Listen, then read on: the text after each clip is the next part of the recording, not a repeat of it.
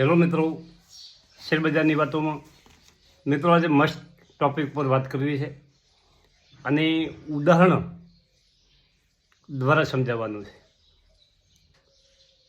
કે sauté sauté પૈસા કમાવો, ઊંઝા રૂપિયા કમાવો. આ વાત ઉપર આપણે વાત કરવી છે મિત્રો. પોઝિટિવ ઇન્કમ એવું રોકાણ કે જે લાંબા સમયે પૈસા જ પૈસા. દરેકને મિત્રો આ સપનું હોય છે કે પૈસા આપણે હોય અને સતત પૈસા વધે જ હોય. એવી કોઈ સ્કીમ હોય તો આપો મિત્રો. હવે એક ટૂંકો તો મને દાખલો આપો કે અમે બાળપણમાં અમારા મુહારમાં રહેતા હતા. મોમાને કે અહીંયા જેનું ગામનું તળાવ હતું ને એની આજુબાજુ બધે ઓબા વાવેતા હતા, ઓબાના ઝાડ.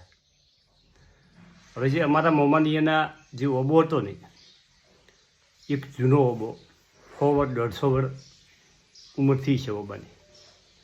એ ઓબાને જે ઓબો પાકે ને પછી એને ઉતારવામાં આવતા ને તો એના 16 ભાગ પડતા.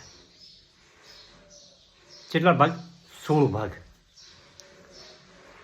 હવે અમારા મોમાની એને કોઈ કરવાનું નહીં. એ ગોમના ઓબરની બધાય ચોકિયાત રાખી એના ભેગું એ ચોકી થઈ જાય.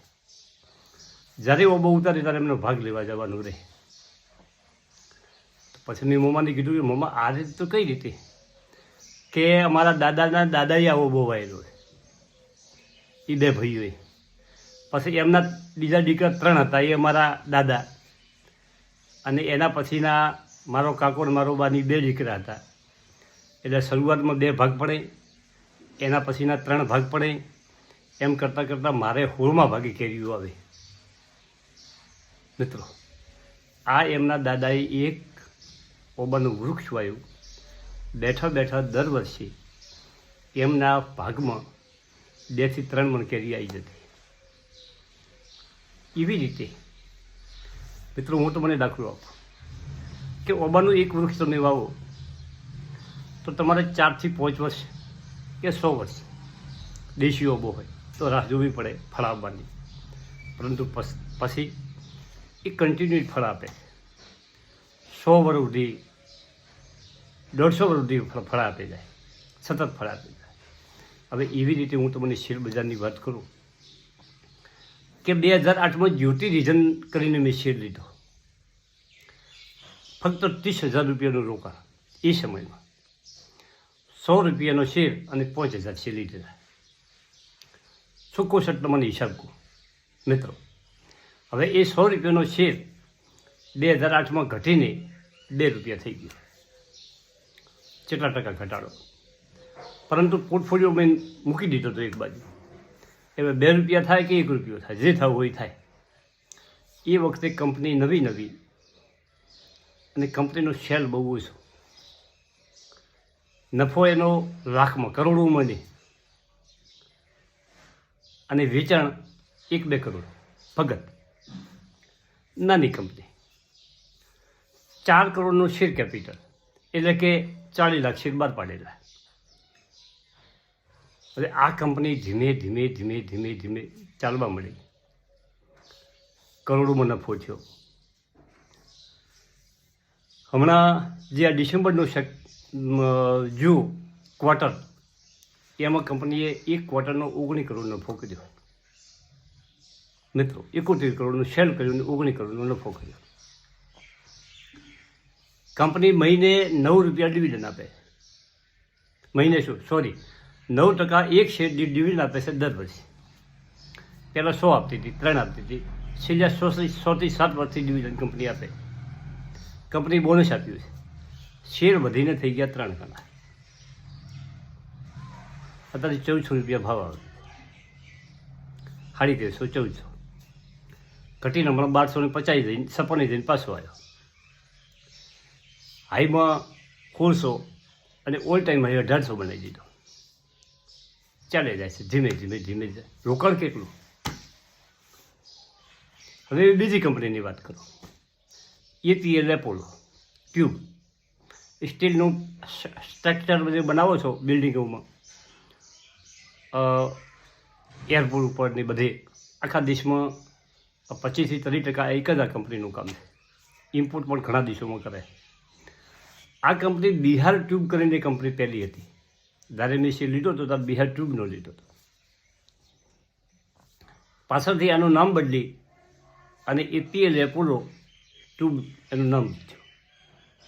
મિત્રો, હવે એ શેર મારા પાસે ફક્ત 500 છે. 100 રૂપિયાના શેર મેં લીધેલા. 100 રૂપિયાનો એક છે.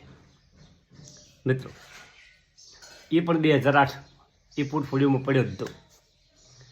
હવે કંપનીએ એ શેર 500ના બોનસ આપ્યો, એટલે 1000 છે. અને કંપનીએ સ્પ્લિટ કર્યું, એક શેરના 5 છે એટલે 5000 છે. તો મિત્રો, આજે 1400 રૂપિયા આસપાસ ચાલી રહ્યો છે.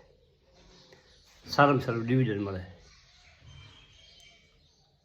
હવે ત્રીજી કંપની રિલાયન્સ, 2500 રૂપિયાનું રોકાણ. રિલાયન્સ 1996માં કે 1998માં વિમલ કાપડનો કરતો હતો. વિમલ પોલિસ્ટરનો કરીને અમે IPO ભર્યો. એ રિલાયન્સનો જ હતો. હવે એમાં મને 25 શેર લાગ્યા. હવે એ રિલાયન્સનું બંધ કરી અને અમને રિલાયન્સનો એક શેર કંપની આપ્યો. એમાં મર્જર કર્યું રિલાયન્સમાં. હવે 25ના 50 થયા, 50ના 100 થયા, 100ના 200 થયા, 200ના 400 થયા, હમણાં 400ના 800 થયા.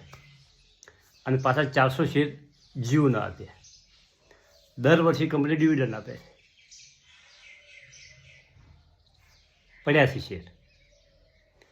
હવે ત્રીજો દાખલો, લ્યુઅલ સ્ટીલ. નુકસાનમાં જેવું કામ કરતી સામાન્ય કામ હતું. 8-10 રૂપિયાનો ભાવ હતો, પરંતુ શરૂઆત મેં 12 રૂપિયાના ભાવથી લેવાની શરૂઆત કરી અને 32 રૂપિયા સુધી લીધી ગયો. થોડા ક્વોન્ટિટી ભેગી થઈ ગઈ. આજે 93 રૂપિયાનો હાઈ બનાવી અને 75 રૂપિયા ઉપર ચાલે. પેટનું પાણી હાલતું નથી. મંદી હોય કે તેજી હોય, ઘટે કે વધે, હાલે રાખે. નાનું રોકાણ. શેર બજારમાં ઉતાવળે ઓબા પાકે નહીં, મંદી આવે, તેજી આવે, આ બધું ચાલવાનું. ટ્રમ્પ સાહેબ ગમે એ બોલે, મોદી સાહેબની ગમે એ સ્પીચ હોય, આ બધું સટોડિયા આઘા પાછું કરે, FII વેચવાળી કરે. આ બધું જ્યારે ટૂંકા ગાળામાં હોય એને નડે, જેને લોબો સમય આપવાનો હોય. હવે એક બીજો પણ દાખલો આપવો છે, તમે અભળજો. અમારા આ જૂની વખતની હું વાત કરું છું કે લગભગ 40 વર્ષ પહેલાં ગામડામાં ડીઝલ એન્જિનથી લગભગ સિંચાઈ ખેતી થતી હતી. અને તારે અમારે અહીં વિસ્તારમાં જીરાનું વાવેતર ખૂબ થતું. પણ તારે પૈસો નહોતો લોકો પાસે, ખેડૂતો પાસે પૈસો નહોતો. અને લોકોને બિયારણ લાવવું હોય તો પણ તકલીફ હતી. તો અમારે એક કાકા બહુ બુદ્ધિશાળી માણસ, એમણે 3 બોરી જીરું, તારે જીરાનું બિયારણ બહુ મૂકું હતું બીજા બિયારણોની સમકક્ષમાં. 3 બોરી, એક બોરીમાં 3 મણ જીરું આવે. 3 મણ જીરું એમણે અલગ રાખી દીધું અને દર વર્ષે એ બીજા ખેડૂતોને વાવવા માટે આવે. તાર પ્રથા એવી કે તમે 1 મણ જીરું લઈ જાઓ, પાકે તારે 2 મણ આપી દો. કારણ કે 3 મણનું 100 મણ કર્યું, બીજે વર્ષે 100નું 12 કર્યું. કારણ કે છેલ્લે એ એક બોરીનું 150 મણ જીરું કર્યું હતું. મિત્રો, આ બધી ગહન વાતો છે. આ બધી વાતો સમજો, જીવનમાં ઉતારો. આજનું તમારું નાનું રોકાણ, એક સામાન્ય રોકાણ. કેવું રોકાણ કે તમે આજે કોઈ બાઇક લેવા જાઓ, કોઈ સ્કૂટર લેવા જાઓ, એક્ટિવા લેવા જાઓ, તો તમારે 70-80 હજાર રૂપિયા ખર્ચવા પડે મિત્રો. પરંતુ તમે થોડીક અગવડ ભોગવી અને ઘેર એક બાઇક હોય, એક એક્ટિવા હોય, આવા ઘણા સાધનો લોકો વસાવતા હોય છે, પરંતુ થોડીક કરકસી એક સાધનથી જો તમે ચલાવી દો, એક સાધનના પૈસાનું રોકાણ કરી દો અને સમય આપે જો, તો તમારા કુટુંબનું, તમારા આવનારી પેઢીનું એ કામ કાઢી નાખશે. આ બધું સમજવાનું છે. લાંબા સમયે બધું જ શક્ય છે, ટૂંકે સમયે કોઈ શક્ય નથી. ધારો કે કોઈ ટૂંકા સમયની હું વાત કરું કે ટૂંકા સમયે કોઈ 500 રૂપિયાનો શેર લઈ લીધો મિત્રો, અને એ શેર ઘટી અને 250 રૂપિયા જતો રહ્યો. હવે તમારે પૈસાની જરૂર પડી કે તો મારું હવે શેર તો વેચવું પડશે, તો તમને 50% નુકસાન થાય. પરંતુ શેર બજારમાં એવા પૈસા રોકવાના કે જે આપણે 2-5 વર્ષ નહીં પણ 10 વર્ષ કોઈ જરૂર ના હોય એવા પૈસા. એ પૈસા મૂકી દેવાના કે જોણે મૂકી દીધા છે, કોઈ ભાઈબંધને આપી દીધા છે ને ભાઈબંધ પાછા આપવાનો નથી, આ રીતે પૈસા રાખી દે. આવા તો મારા પાસે કેટલાય દાખલા છે.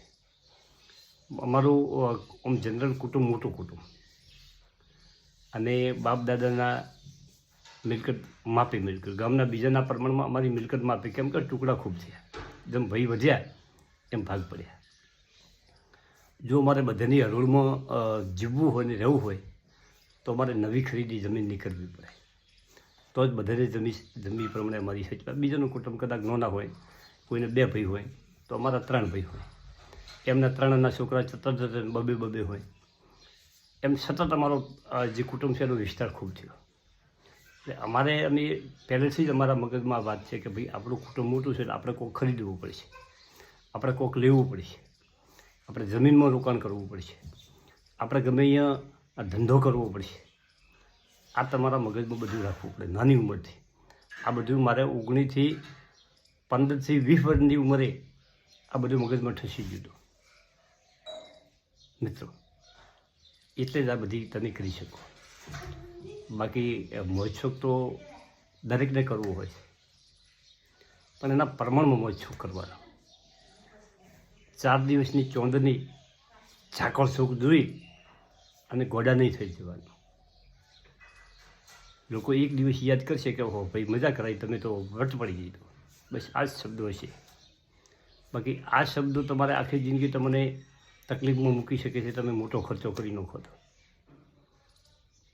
દેવું ભટ્ટા કરી દે છે. પરંતુ તમે એક લોકો એમ કહે કે ભાઈ આ તો કંજૂસ માણસ છે, તો 1 રૂપિયો ના ખર્ચી શકે. વ્યવહારમાં બધું કરવાનું, પણ ઉડાવપણું નહીં રાખવાનું. મિત્રો, આવી ઘણી વાતો આપણે કરવાની છે, અને પોઝિટિવ થિંકિંગ, સારું વિચારવાનું છે, ધીમે ધીમે ચાલવાનું છે. કાચબાની ગતિ છોડવાની નથી મિત્રો,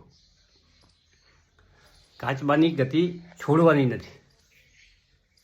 જો સારું પરિણામ આવશે. Thank you. આભાર.